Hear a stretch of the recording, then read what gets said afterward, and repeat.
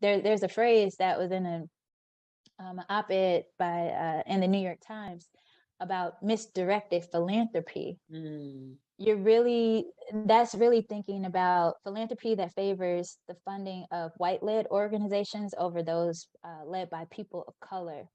And so if you're a Black woman leading a nonprofit, that's really what you're up against. And, there's donors and philanthropic organizations that may mention, well, it might be more risky to fund these organizations that are led by people of color, led by Black women.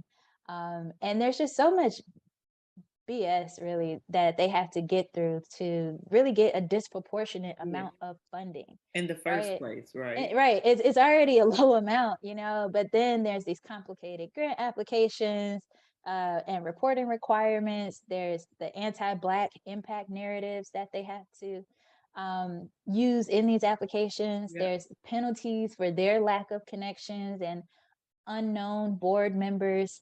And so they're the ones that are on the ground saving the world. So it's really riskier for people to not fund the work.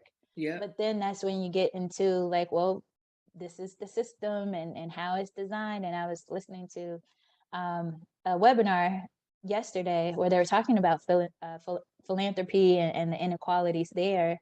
And they talked about, this is really just all a game.